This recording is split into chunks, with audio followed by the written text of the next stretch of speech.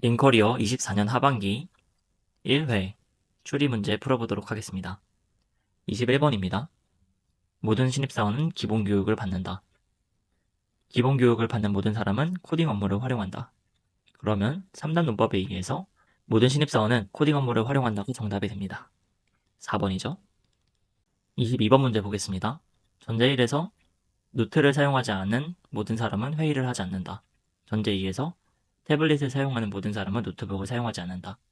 그러면 3단 논법에 의해서 태블릿을 사용하는 모든 사람은 회의를 하지 않는다가 정답이 되겠죠? 근데 선지가 없습니다. 그러면은 모든에서는 모든이 어떤으로 변형이 가능하기 때문에 태블릿을 사용하는 어떤 사람은 회의를 하지 않는다. 이것도 되고 어떤은 앞뒤로 바꿀 수 있기 때문에 회의를 하지 않는 어떤 사람은 태블릿을 사용한다도 됩니다. 즉 정답은 1번입니다. 23번 보겠습니다. 전제 1번 어떤 3층 근무자는 엘리베이터를 탄다. 전제 2번 모든 3층 근무자는 개발자다. 그러면 어머어에 의해서 어떤 개발자는 엘리베이터를 탄다가 정답이 됩니다. 엘리베이터를 타는 어떤 사람은 개발자다. 답은 2번입니다. 24번 문제 보도록 하겠습니다. A부터 D 4명이 순서대로 면접을 본대요. 그러면 4개가 이렇게 나오겠죠?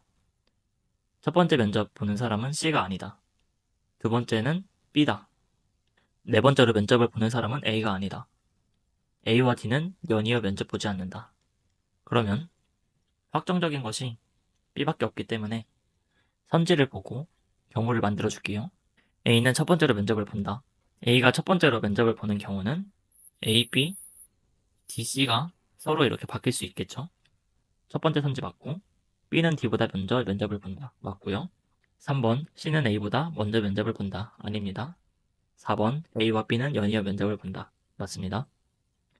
5번 C와 D는 연이어 면접을 본다. 맞습니다. 그럼 정답은 3번이겠죠? 25번 문제 보도록 하겠습니다. A부터 F 6명이 일정표를 보고 가나 디자이너 시술을 예약하려고 합니다. 각 디자이너는 시간대에 한 명의 고객만 시술할 수 있습니다. 먼저 표를 그릴게요. 여기가 1, 2, 3이죠. 가 나오고 2는 나 디자이너에게 3시에 미용 시술을 받는다. 여기는 2겠죠. D와 F는 같은 디자이너에게 미용 시술을 받는다. B는 나 디자이너에게 미용 시술을 받는다. 그럼 D랑 F는 가로 가겠죠. A와 C는 각각 1시에 미용 시술을 받는다. A와 C가 여기서 왔다 갔다 하고 B는 이 자리에 오겠죠. D, F도 여기서 왔다 갔다 할 겁니다. 그러면 1번 B는 나 디자이너에게 2시에 미용 시술을 받는다. 맞습니다. A가 나 디자이너에게 미용 시술을 받는 경우 가능한 경우는 두 가지이다. A가 나로 가면은 C가 가로 가고 DF가 위치 바뀌는 경우 두 가지 있겠죠? 맞습니다. C가 나 디자이너에게 미용 시술을 받는 경우 가능한 경우는 DF 위치 바뀌는 경우 두 가지죠? 옳지 않습니다. 정답은 3번입니다. F는 가 디자이너에게 3시에 미용 시술을 받는다. 가능하죠? D는 가 디자이너에게 2시에 미용 시술을 받는다. 가능합니다. 25번 답은 3번입니다. 26번 보겠습니다. A부터 D 4개 도시의 소음은 50에서 100 사이에 있습니다. 항상 거짓인 것을 고르는 문제입니다. 그러면 이렇게 4개가 있고요. A 도시보다 소음이 큰 도시는 1개이다. A가 두 번째죠. A 도시의 소음은 85다. B 도시의 소음은 70이다. 그럼 B는 A보다 작죠. C 도시의 소음은 15의 배수이고 D 도시의 소음은 20의 배수이다. 그럼 C는 15의 배수이고 D는 20의 배수예요. 이 상태로 선제를 볼까요? 가능한 경우의 수는 5가지이다. 일단 패스하겠습니다. C 도시의 소음은 75이다. C가 75라고 하고 경우를 구해보도록 하겠습니다. 그러면 C가 75면 B보다는 크죠? 그럼 C가 여기 들어가고 B가 여기 들어갑니다. 75, 70. D는 맨 앞에 오겠죠? 근데 20의 배수이기 때문에 100이어야 합니다. 가능합니다. D 도시는 80이다. 이거는 일단 불가능하죠? B와 D 소음의 합은 150이다. 안 되죠? D와 C의 합은 160이다. 안 됩니다. 일단 이 선지로는 하나밖에 걸러내지 못하네요. 다른 경우도 구해보겠습니다. 그럼 이번에는 D도 C의 소음이 80일 때를 봐볼까요? D가 80이면 여기 와야 되고 B는 마지막, C는 15에 배수해야 되기 때문에 90으로 잡을 수 있을 것 같습니다. 그럼 D도 C의 소음은 80이다. 맞고요. B와 D의 소음 합은 150이다. 맞습니다. C와 D의 소음 합은 160이다. 아니죠. 5번을 구해보도록 할게요. 85고 70인데 60 합이려면 일단 C가 60이고 D가 100일 때 가능하죠. 이거 말고는 안 되는 것 같습니다. 그러면 B가 여기 오고 C가 여기 오고 D가 여기 오면은 성립합니다. 결국 하나 남은 1번 선지가 답인 것을 알 수 있습니다. 경우 구해볼까요? 사실 경우의 수 구하는 문제는 직접 거의 구하진 않습니다. 우선 A가 있고 B가 70이죠. B가 제일 작을 때를 보도록 하겠습니다. B가 제일 작을 때는 85니까 여기 C나 D가 와야 되는데 C가 오려면 75, D가 오려면 80이 올 수 있죠. 그러면 저희가 구했듯이 D가 왔을 때는 여기는 100이고 C가 왔을 때는 90입니다. 그러면 B가 세 번째 왔을 때 C가 올 때는 60이어야 되고 D가 올 때도 60이어야 돼요. 그러면 C가 60일 때는 D는 100이어야 되고 D가 60일 때는 C는 90이어야 됩니다. 그럼 총 경우는 4가지죠. 따라서 1번 선지는 틀렸습니다. 26번 답은 1번입니다. 27번 문제 구해보도록 하겠습니다. 갑은 11월 첫째 주 월요일부터 금요일까지 5일 동안 점심 식사 메뉴를 정한다고 합니다. 그럼 월, 화, 수, 목, 금을 써줘야 되죠. 한식, 일식, 중식 3가지이며 다음과 같대요. 점심 식사를 구하는 거고요. 수요일에는 중식을 먹는다. 일식과 중식은 연이어 먹지 않는다. 여기는 일식이 안 되겠죠? 일식은 월요일부터 금요일 중 한 개의 요일에만 먹는다. 월요일 아니면 금요일에 먹겠네요. 중식을 먹은 다음 날에는 중식을 먹지 않는다. 그럼 목요일은 한식이겠죠? 월요일에는 중식을 먹지 않는다. 이렇게 나와 있습니다. 그럼 이걸 통해서 확정된 거는 목요일 날 한식을 먹는다는 거죠. 선지를 보면은 목요일에는 한식을 먹지 않는다. 아니죠? 그 다음에 중식 다음에는 중식을 먹지 않는다 했으니까 화요일도 중식이 아닙니다. 그럼 화요일도 한식이겠죠? 그러면 나올 수 있는 경우의 수가 월요일에 일식을 먹으면은 금요일에는 한식 또는 중식이 나오고요. 월요일에 한식을 먹는다면 금요일에는 일식을 먹겠죠? 이렇게 경우가 나옵니다. 그럼 한식은 총 2번 먹는다. 아닌 경우도 있죠? 금요일에는 중식을 먹는다. 아닌 경우도 있습니다. 월요일에는 일식을 먹는다. 아닌 경우도 있습니다. 이렇게 나오면은 5번 찍고 넘어가시면 돼요. 경우를 구해보자면 월요일날 일식 먹을 때 2가지, 한식 먹을 때 1가지, 3가지 맞죠? 따라서 27번 답은 5번입니다. 28번 문제 보도록 하겠습니다. S사는 A부터 F 6개 부지에 부지별로 6개 건물을 건축하려고 합니다. 공장 기숙사 신사옥 3가지입니다. 각 2개씩 건축을 합니다. A, B, C, D, E, F가 있고요. 공장이랑 신사옥은 이웃하지 않습니다. B에는 기숙사를 짓고 A와 E 부지에는 서로 다른 종류의 건물을 건축한대요. 그럼 소문자 A랑 E에 소문자 B를 써주겠습니다. C에는 신사옥을 건축한대요. 그러면 D는 공장은 아니겠죠. 이제 이렇게만 정해졌기 때문에 선지를 보고 경우의 수를 하나 구해서 선지를 제거하면서 풀어보도록 하겠습니다. 1번 공장 2개는 서로 이웃하게 건축한다. 공장 2개가 이웃하게 건축하려면 A, D에는 공장이 안 들어가고 E랑 F에 공장이 들어오게 해야겠죠. 근데 이때 공장과 신사옥은 이웃하지 않아야 되니까 D에 기숙사가 와야 되고요. A에는 신사옥이 와야 됩니다. 이 경우 확인해 볼게요. 1번 공장 2개는 서로 이웃한다. 맞습니다. 2번 신사옥 2개는 서로 이웃하게 건축한다. 아니죠. 3번 A 부지는 신사옥을 건축한다. 맞습니다. 4번 D 부지는 기숙사를 건축하지 않는다. 아닙니다. F 부지에는 공장을 건축하지 않는다. 아닙니다. 이제 이사후 중에 답이 있는 거죠. 그럼 이번에는 신사옥 두 개를 이웃하게 경우를 구해보도록 하겠습니다. 여기 기숙사고 여기 신사옥이고 여기는 공장이 안 들어가죠. 그러면 이웃하게 건축하려면은 D에 신사옥이 들어가야 되고요.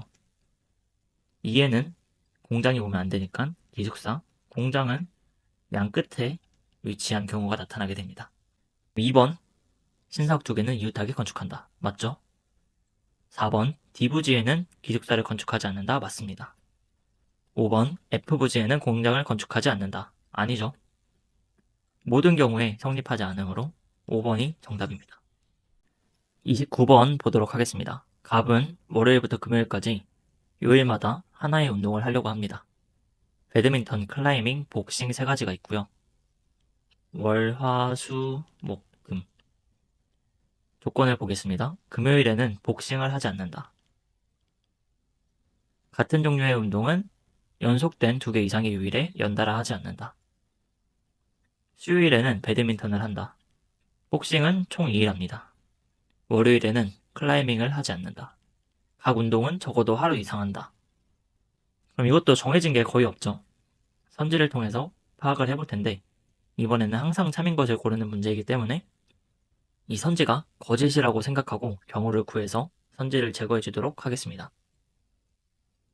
1번 월요일에는 배드민턴을 치지 않는다. 이렇게 되면은 월요일에는 배드민턴을 친다고 생각하고 경우를 구하면 됩니다. 그럼 배드민턴 나왔고 복싱이 총 2일 동안 해야 되기 때문에 화목에 복싱을 합니다. 그럼 금요일에는 나머지 하나 클라이밍을 해주겠죠. 그럼 볼까요? 월요일에는 배드민턴을 하지 않는다. 하는데 금요일에는 배드민턴을 한다. 안 하는데 화요일에는 클라이밍을 한다. 안 합니다. 목요일에는 복싱을 한다. 맞습니다. 가능한 경우는 4가지이다. 패스합니다. 그러면 이제 목요일에는 복싱을 하지 않는 경우가 있는지 찾아주시면 됩니다. 그러면 목요일날 복싱을 안 한다고 했을 때 월화가 복싱데이겠죠? 근데 이때 같은 종류의 운동은 2개 이상 요일에 연달아 하면 안 됩니다. 그러면 성립하지 않는 거죠. 복싱이 무조건 목요일날 해야 됩니다. 따라서 정답은 4번입니다. 가능한 경우 구해볼까요? 일단 복싱을 화목에 하는 경우 한 가지 있죠. 그 다음에 월목에 한다고 가정해볼까요? 그러면은 배드민턴은 연속해서 못하니까 클라이밍이고 금요일에 배드민턴이나 클라이밍이 오겠죠. 그러면 총 경우의 수는 하나, 둘, 셋, 3가지입니다. 틀린 선지죠. 29번 답은 4번입니다.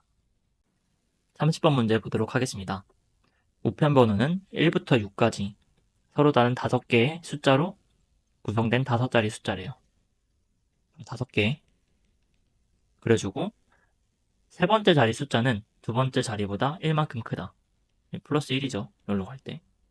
1은 첫 번째 자리 숫자 또는 두 번째 자리 숫자다. 이 중에 1이 있습니다. 두 번째 자리와 다섯 번째 자리 숫자 합은 7 이상이다. 여기 합이 7보다 큰 거죠. 네 번째 자리 숫자는 6이다. 여기 6입니다. 두 번째 자리 숫자와 세 번째 자리 숫자 합은 6보다 크다. 여기 숫자 합이 6보다 큰 걸로 알고 있으면 됩니다. 그럼 구해볼까요? 이게 뭐가 정해진 게 없어서 너무 복잡하죠? 그럼 선지 중에 하나 대입해서 그 경우를 구해주면 됩니다. 얘네들은 다른 경우들이 많으니까 3번으로 구해보도록 하겠습니다. 세 번째 자리 숫자는 5, 두 번째 자리 숫자가 4가 되죠. 그럼 마지막 숫자는, 그럼 첫 번째는 1이 되고 마지막은 3만 되네요. 네, 1, 4, 5, 6, 3이 됩니다. 그러면 세 번째 자리 숫자는 5이다. 맞고요. 다섯 번째 자리 숫자는 4이다. 아니고요. 첫 번째 자리 숫자는 1이다. 맞고요. 세 번째 자리 숫자와 네 번째 자리 숫자 합은 11이다. 맞습니다. 네 번째 자리 숫자와 다섯 번째 자리 숫자 합은 9이다. 맞습니다. 그러면 4번이 정답입니다. 31번 보도록 하겠습니다. A부터 이 5명 중 2명이 경품에 당첨되었다. 당첨된 2명이 거짓말을 했습니다. 그럼 ABCD가 있고요. 보면은 B가 D는 거짓말을 하고 있어라고 합니다. 그럼 이 둘 중에 하나는 거짓말을 한 거죠. 또 경품에 당첨되지 않았다고 말하는 거는 너는 참여하라고 말하는 거랑 똑같기 때문에 A, B 동일 관계, B와 C는 반대 관계고요. C와 A는 반대 관계, 이렇게 구할 수 있습니다. 그러면 A가 거짓이라고 할 때, 왜냐면 선지 1번이 경품에 당첨되었다고 하니까 이거는 거짓말을 한 경우죠. 이거를 먼저 파악해보면 B 거짓말, C 참, D 참, 두 명이 거짓말을 했다고 했으니까 E는 참입니다. 이 경우일 때 A는 경품에 당첨되었다. 맞고요. B는 경품에 당첨되지 않았다. 아닙니다. C는 경품에 당첨되지 않았다. 맞고요. A와 E의 진술 여부는 같다. 아니고요. B와 C의 진술 여부는 같다. 아닙니다. 근데 이거는 B와 C의 진술 여부가 무조건 다를 수밖에 없죠. 따라서 5번으로 찍어주면 됩니다. 2번, 4번도 확인을 해볼까요? 반대의 경우 이렇게 되죠. B는 경품에 당첨되지 않았다. 맞고 A와 E는 진술 여부가 같습니다. 31번 답은 5번입니다. 32번 문제 보도록 하겠습니다. A, B가 반도체 세미나에 참석을 하고요. 목요일, 금요일 이틀 동안 요일마다 1에서 3회차가 진행된대요. 그럼 목, 금이 있고 이렇게 1, 2, 3회차가 진행되는 거죠. 일단 금요일 3회차는 아무도 참석하지 않는다. B는 6개 회차 중 1개 회차만 참여한다. B는 1개만. A는 6개 회차 중 3개에 참여한대요. A는 목요일 1회차에 참여하지 않는다. B가 세미나에 참여하는 요일은 금요일이 아니다. 여기는 목요일 A 아니고요. 금요일 아예 다 참여하지 않는 거죠. A는 목요일과 금요일 중 하루에만 2회차에 참석한다. A가 2회차에는 한 번만 참여하기 때문에 이 나머지 3자리 중에 2회를 차지하는 거예요. 근데 목요일 1회차는 차지하지 않죠? 그럼 A는 목요일 3회차, 금요일 1회차에 참여를 합니다. 이제 이렇게까지 구하고 선지를 보도록 하겠습니다. 가능한 경우의 수는 5가지이다. 패스할게요. B가 목요일 1회차에 참여하는 경우는 A는 목요일 2회차에 참여한다. B가 목요일 1회차에 참여하면은 A는 목요일 2회차에 참여할 수 있죠. 맞습니다. 2번 B가 목요일 1회차에 참여하는 경우 A는 목요일 2회차에 참여한다. B가 목요일 1회차에 참여하면 A는 목금 둘 다 할 수도 있고 안 할 수도 있습니다. 3번 B가 목요일 2회차에 참여할 경우 A도 목요일 2회차에 참여한다. B가 목요일 2회차에 참여하면은 A는 굳이 목요일 2회차에 참여 안 해도 되죠. 해도 되고 안 해도 됩니다. 4번 B가 목요일 3회차에 참여할 경우 A도 목요일 3회차에 참여한다.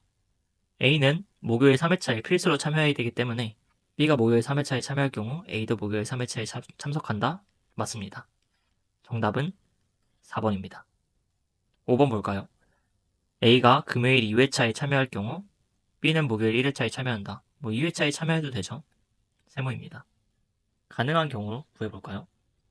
A는 이제 목요일 2회차 아니면 금요일 2회차 이 둘 중에 하나를 가기 때문에 2 곱하기 B는 이제 목요일 여기 세 군데 참여할 수 있습니다. 3 해서 총 6가지입니다. 1번 선지 틀렸죠? 32번 정답은 4번입니다. 33번 보도록 하겠습니다. A부터 6개 제품을 냉장고 상, 하, 냉동실, 상, 하 이렇게 4칸에 나누어서 저장한다고 합니다.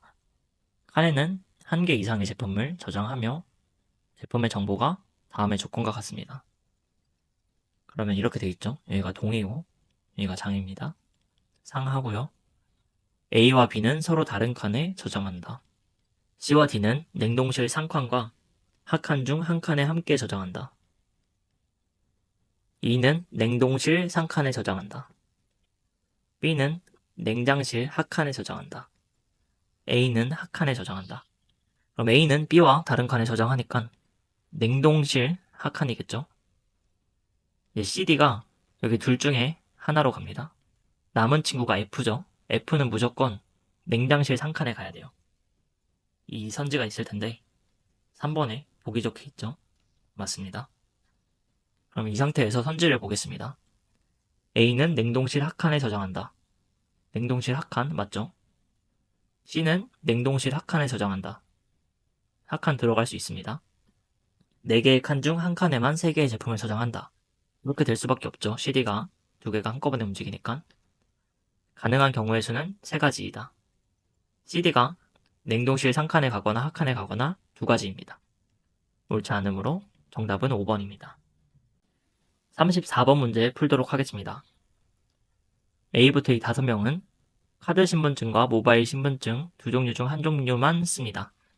카드는 거짓말, 모바일은 참을 말한다고 할 때 그러면 항상 참인 것을 골라보도록 하겠습니다. A, B, C, D가 있고요. 카드 신분증은 거짓이므로 카드 신분증을 쓰고 있으라고 하면은 반대 관계가 되겠죠. B, C는 반대 관계고요. A, E도 반대 관계입니다. 모바일 쓰는 사람은 3이니까 A, B는 동일 관계, C, D 동일 관계, C, E 동일 관계입니다. 이렇게 되면은 항상 참인 걸 골라줘야 되기 때문에 그냥 A를 참이라고 생각하고 풀어보도록 하겠습니다. A가 참이면 B도 참이죠. C는 거짓말, D도 거짓말, E도 거짓말입니다. 그럼 1번 볼까요? A와 E는 모두 카드 신분증을 쓴다. 아니죠. B와 C는 모두 모바일 신분증을 쓴다. 아니죠. B와 D는 같은 종류의 신분증을 쓴다. 아닙니다. C와 A는 서로 다른 종류의 신분증을 쓴다. 맞습니다. 정답은 4번이 되겠죠? 5번, E와 D는 서로 다른 종류의 신분증을 쓴다? 아닙니다. 34번 정답은 4번입니다. 35번 시작하도록 하겠습니다. 우선 가로 규칙부터 볼까요? 일단 안에 있는 도형을 보면은 돌아가는 것 같은데 그 다음 장면 보면은 2개가 색칠되어 있습니다. 그러면은 합쳐지는 거구나라고 볼 수도 있을 것 같습니다. 까이 있는 도형들을 볼까요? 첫 번째 그림에서 두 번째 그림에 부족한 부분을 채워줬더니 세 번째 그림에 다 완성된 부분이 나오죠.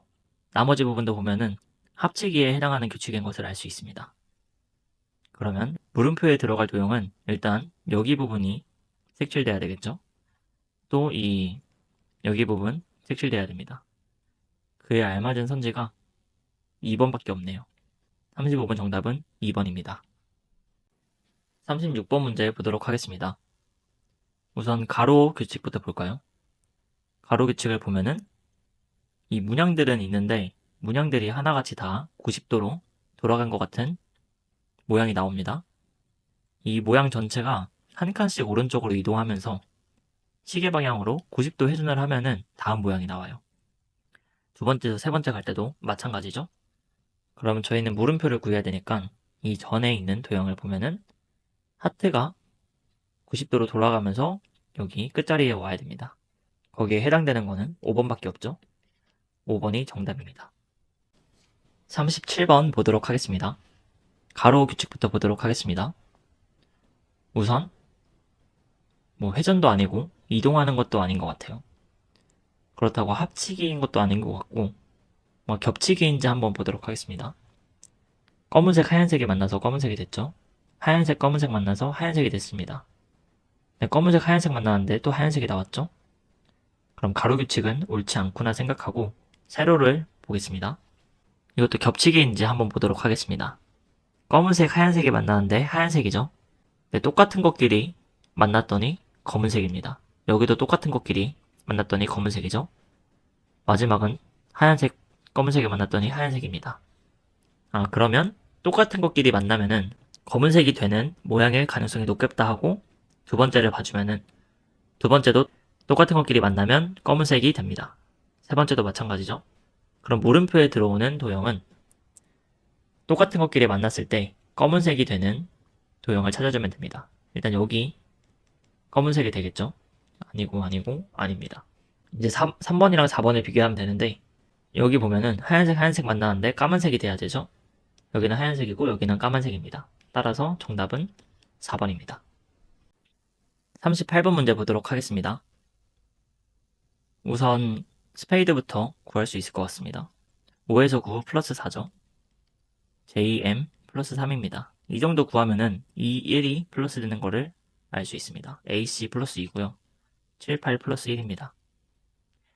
세모를 구해보면은 세모는 위치만 바뀌었습니다. 그러면 1, 4, 3, 2의 위치가 됩니다. 이제 동그라미를 구할 수 있죠. 세모를 만나서 WHLS가 WSLH가 됐죠. 동그라미가 되려면은 동그라미는 WX 플러스 1, SR 마이너스 1 이렇게까지 나오면은 플러스 1, 마이너스 1이 되는 거를 대충 예측할 수 있습니다. L에서 M 플러스 1, H에서 G 마이너스 1입니다. 이제 다이아몬드를 구해볼까요?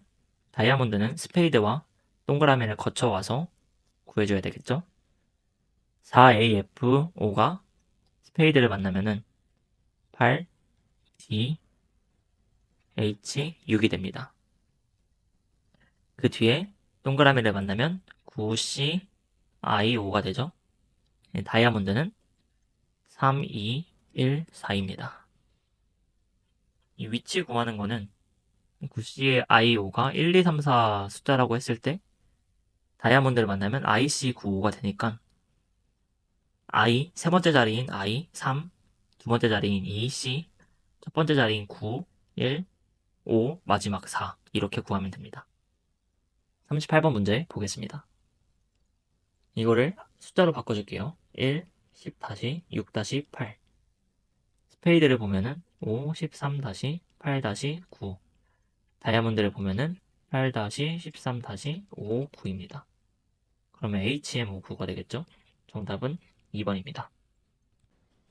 39번 보도록 하겠습니다. 7, 4, 5, 1이죠. 동그라미 만나면은 8, 3, 6, 0 세모 만나면은 8, 0, 6, 3입니다. 8, 0, 6, 3 정답 2번입니다. 40번 보도록 하겠습니다. 거꾸로 가는 규칙이고요. 알파벳을 숫자로 바꿔주겠습니다. 7, 15, 17, 8이죠. 스페이드 만나면은 플러스니까 빼기를 해줘야 됩니다. 32, 15, 7 세모는 거꾸로 생각해주면 되죠. 이 3이 첫 번째 있던 애구나. 12가 네 번째 있던 애구나. 15는 세 번째 있었던 애고 7은 두 번째 있었던 애구나. 그러면 C, G, O, 1번이 되겠죠. 40번 정답은 1번입니다. 41번 풀어보도록 하겠습니다. 4JF7이죠. 4, 10-6-7 세모를 거꾸로 만나면은 4, 10-6-7이 됩니다. 동그라미를 만나면은 3, 8, 5-11 다이아몬드를 만나면은 3, 8, 5-11 이렇게 됩니다. 그러면은 283K 정답은 1번입니다. 42번 보겠습니다. 문단 배열은 첫 문단을 구해주시면 됩니다. 그러나 안되죠. 선지에서 B와 D 중에 하나니까 B 이후 프랑스에서 첫 문단은 안되죠. 그럼 D가 첫 문단입니다. 다음 문단만 찾으면 바로 답이 나옵니다. 최근 우리나라에서는 못난이 농산물을 재활용하는 푸드 리퍼브 시장이 활성화되고 있다.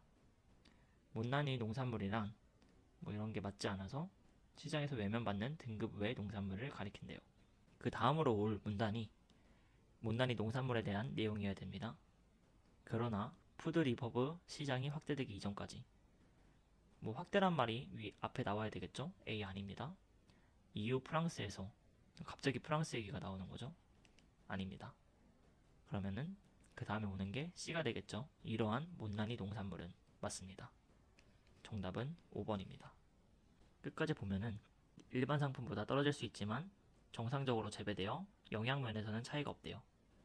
그랬는데 이제 이 푸드 리퍼브 시장이 확대되기 이전까지는 폐기되거나 헐값으로 팔리는 신세를 면치 못했대요. 그래서 이제 푸드 리퍼브 시장이 등장하기 시작하면서부터 이제 뭐 환영받기 시작됐다고 합니다. 42번 정답은 5번입니다. 43번 보겠습니다. A랑 C 둘 중에 하나가 첫 문단이죠. 많은 기업이 데이터 레이크를 구축하면서 기대한 만큼의 인사이트를 얻지 못하거나 뭐 이런 내용이 나오네요. 뭐 갑자기 뭐 데이터 레이크에 대한 설명도 없이 그냥 많은 기업이 이러하다는 내용이 나왔네요. 첫 문단으로 적절하지 않을 것 같습니다. C를 보면은 데이터 레이크는 차세대 데이터 관리 플랫폼이다. 데이터 레이크에 대한 설명이 먼저 나왔죠. C가 제일 첫 문단입니다. 이러한 데이터 레이크는 다양한 환경에서 수집되는 여러 형태의 데이터를 원자료 형태로 데이터에 번영 없이 저장한다는 특징이 있다. 원자료 형태의 데이터를 저장한다는 거죠. 변형 없이. 그럼 A. 많은 기업이 데이터 레이크를 구축하면서도 기대한 만큼 인사이트를 얻지 못하거나 이런 것들을 통해 이런 어려움을 집착할 수 있다. 갑자기 어려움에 대한 얘기가 나오죠. 이건 아닌 것 같습니다. B. 이처럼 원자료 형태의 데이터를 이용할 경우 이런 특징이 있다고 합니다. C번이랑 바로 연결이 되죠. D번. 그러나 여러 형태의 데이터를 저장하게 되므로 갑자기 부정할 필요는 없죠. 따라서 C 다음에는 B가 나옵니다.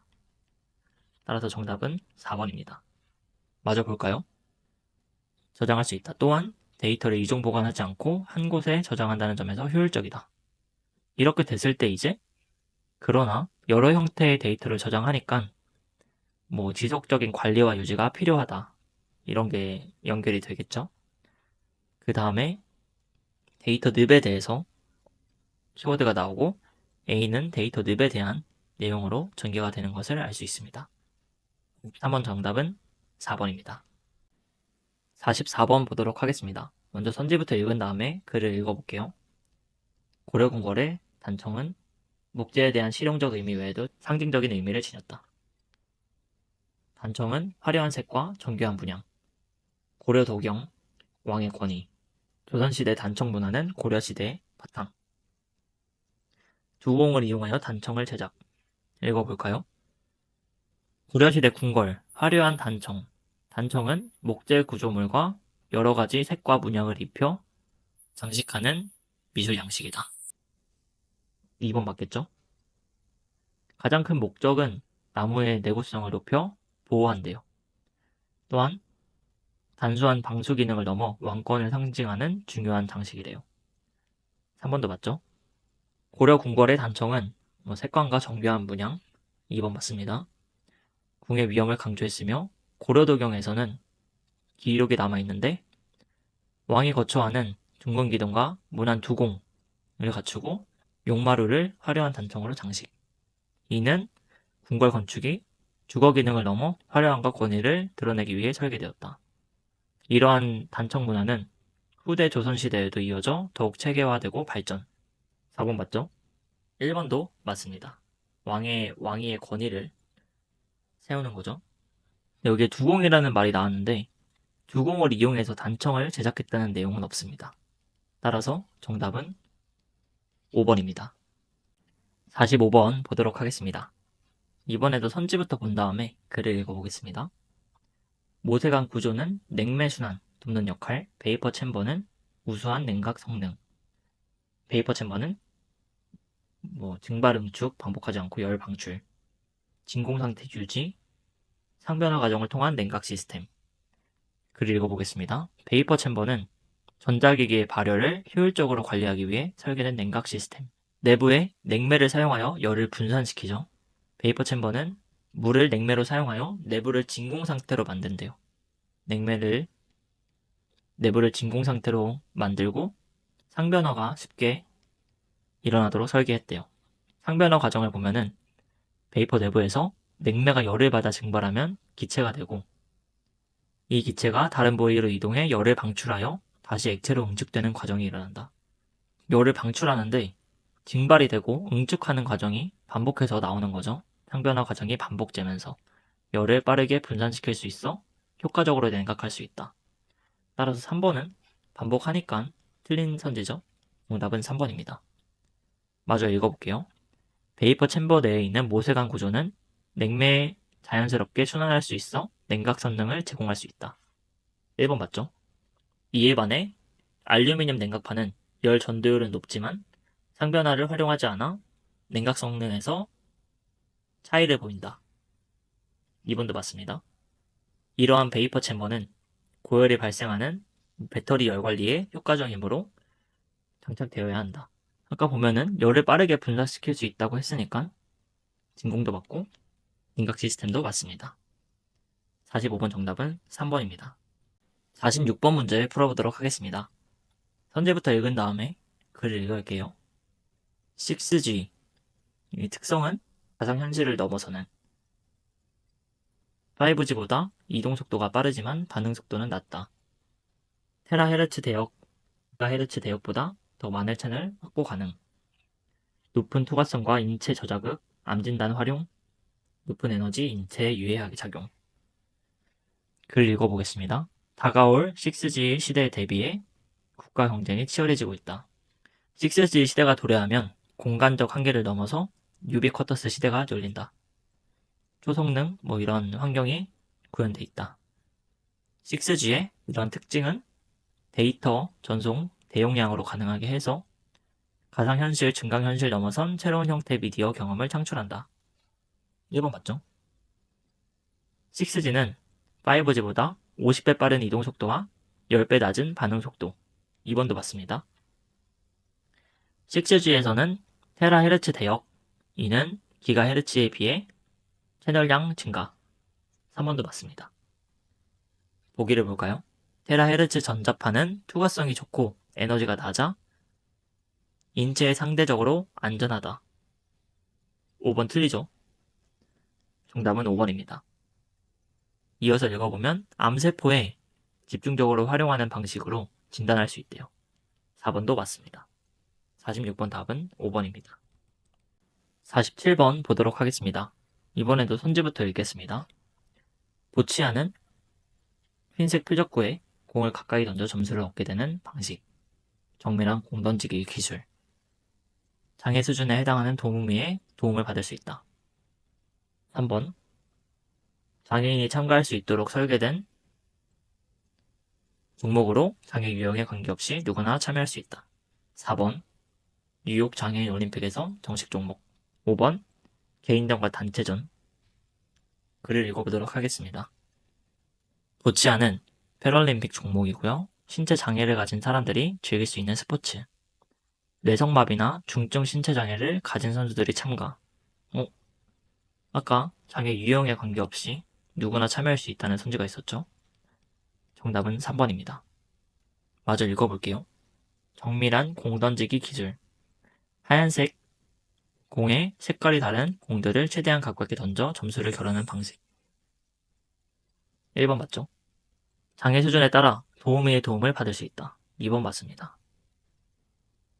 개인전과 단체전으로 구분됩니다. 집중력과 전략적 사고가 중요하다. 5번 맞고요. 한국은 보치아 강국이래요. 우수한 성과를 내고 있고 좋은 무대다. 보기 보겠습니다. 보치아는 고대 그리스의 공 던지기에서 유래한 스포츠고 재활 스포츠로 알려져 있대요. 그래서 1984년 뉴욕 장애인 올림픽 대회 때 정식 종목으로 채택되었습니다. 4번도 맞습니다. 47번 정답은 3번입니다. 48번 보도록 하겠습니다. 글부터 읽고 선지를 판단하도록 하겠습니다. 레그테크, 규제를 뜻하는 것과 기술을 의미하는 것의 합성어로 기술을 통해 규제 프로세스를 관리하는 것을 의미한대요. 레그테크는 금융규제 준수를 돕기 위해 활용될 수 있고 규제 부담을 줄이고 효율성을 높인다는 데서 긍정적이다. 그러나 레그테크가 모든 규제 문제를 해결해주는 것은 아니다. 레그테크 솔루션은 높은 비용이 발생하고 중소 금융기관에게 부담이 된다. 레그테크는 데이터 분석과 자동화 의존, 신뢰성이나 데이터 품질로 인한 리스크 존재, 규제 변할 때마다 업데이트를 해야 되고 시간과 비용이 요구된다. 인간의 감독이 줄어들어 윤리적 판단이 필요한 상황에서 문제가 발생할 수 있다. 그럼 전반적으로 레그테크에 대한 문제점이나 위험에 대해서 설명하고 있습니다. 답이 될 수 있는 것은 레그테크는 그렇지 않다. 해결책이 있다. 이런 내용이 나와야겠죠? 레그테크는 중소금융기관에도 부담되지 않으므로 부담이 됩니다. 옳지 않고요. 레그테크의 자동화 기술은 인간의 윤리적 판단을 완전히 대체할 수 없으므로 감독을 늘려야 한다. 글에 해당되는 내용이죠. 3번 레그테크가 규제 변화에 즉각적으로 반응할 수 있도록 시스템 업데이트에 추가 시간과 비용을 투입해야 한다. 이거는 반박은 아닌 것 같습니다. 3번은 위험이 더 심화되는 보기죠. 옳지 않습니다. 4번 레그테크는 규제 준수에 유용하지만 시스템 구축 비용과 신뢰성 문제를 고려하여 한계점을 인식해야 된다. 글의 내용이죠. 5번 레그테크에서 기술 발전을 이룩하면 문제를 해결할 수 있으므로 언제나 신뢰해야 된다. 5번이 정답이겠죠. 기술 되면은 이런 것들을 다 해결할 수 있다. 그러니까 기술 발전을 해야 된다. 반박으로 옳습니다. 49번 보도록 하겠습니다. 문제부터 읽을게요. FRAM은 비휘발성 메모리, 낮은 전력 소모, 강유전체 사용, 빠른 속도감, 데이터 쓰기 속도 빠르고 내구성 높다. 산화 하품음을 통해 안전성을 높이기 위해 두꺼운 구조로 설계, 저전력과 고내구성이라는 특성으로 헬스케어 분야에 활용. FRAM은 비휘발성 메모리, 전원이 꺼져도 데이터를 저장할 수 있는 장점. 어느 정도 맞죠? EEPROM보다 라는 말은 밑에서 찾으면 될 것 같습니다. 2는 D램, S램처럼 휘발성이 아니라 오랫동안 보존할 수 있어서 다양한 전자기기에 활용된다. 강유전체라는 특수 물질을 사용해 속도가 빠르고 전력 소모가 적다. 2번 맞습니다. IoT 기기에서 주목받고 있고요. 다양한 연구를 통해 내구성과 성능이 개선되었고 산화 하필륨이라는 재료를 통해 더 얇은 두께에도 안정적인 성능을 유지할 수 있게 한대요. 두꺼운 구조라고 되어 있죠? 옳지 않습니다. 정답은 4번입니다. 보기 보겠습니다. D램은 빠른 속도를 제공하는 특성이 있지만 휘발성 메모리다. EEPROM은 비휘발성이지만 속도가 느리고 전력 소모가 크다. 1번 맞죠? FRAM은 얘보다 780배 빠르고 전력 소모량이 낮다. 더 높은 내구성을 지녔다. 3번 맞죠? 마지막에 보면 FRAM은 이런 내구성이 높고 전기 소모가 적다는 특성을 가져서 헬스케어에 각광받고 있다. 맞습니다. 49번 답은 4번입니다. 50번 보도록 하겠습니다. 글을 읽고 판단해 주도록 하겠습니다. 소비자의 다양한 니즈를 충족하기 위해 기업들이 노력해야 한다는 것은 타당하다. 그러나 무조건적인 니즈 충족을 위한 기업의 노력이 항상 바람직한 것은 아니래요. 예를 들어 소비자의 과도한 니즈 충족으로 인한 소유욕은 과시적인 소비로 이어질 수 있다. 또 불필요하게 고가 제품을 구매하게 만들어 사회적 자원 낭비를 초래한다. 또한 즐거움에 대한 과도한 니즈 충족은 중독 문제를 일으킬 수 있다. 소비자가 끊임없이 새로운 제품과 서비스를 요구하는 상황에서 이러한 요구를 충족시키는 데 집중하기보다 사회적 책임까지 고려한 마케팅 접근이 필요하다. 지속 가능한 소비 문화를 조성해야 한다. 여기에 대한 반박은 니즈를 충족을 해줘야 된다. 이런 것들이 있겠죠. 1번. 소비자의 니즈 충족은 기본 역할이지만 근절하는 노력은 필요하다. 글의 내용입니다. 아니죠. 소비자의 니즈 충족은 기업의 주요 역할이므로 기업은 사회적 책임보다는 소비자의 니즈 충족에 집중해야 한다. 반박 맞습니다. 니즈 충족이 기업의 주요 역할이라고 하면서 사회적 책임보다 소비자의 니즈 충족에 집중해야 한다 했습니다. 글의 내용과 완전히 상반되면서 반박을 하는 내용이죠. 3번. 소비자의 즐거움에 대한 과도한 니즈 충족으로 인한 부작용에 관해서 책임져야 된다. 글의 내용입니다. 과시적 소비는 자유로운 선택이므로 정부 차원에서 제한해야 된다. 이거는 핀트가 소비자의 과시적 소비에 대해서 맞춰져 있죠? 옳지 않습니다. 5번. 잘못된 소비 문화로 인한 낭비 문제는 나라에서 책임져야 하므로 소비자의 책임으로 전가해서는 안 된다. 이것도 정부랑 나라랑 소비자 간의 관계를 말하고 있습니다. 여기는 기업에 대한 내용을 말하고 있죠? 옳지 않습니다. 50번 정답은 2번입니다.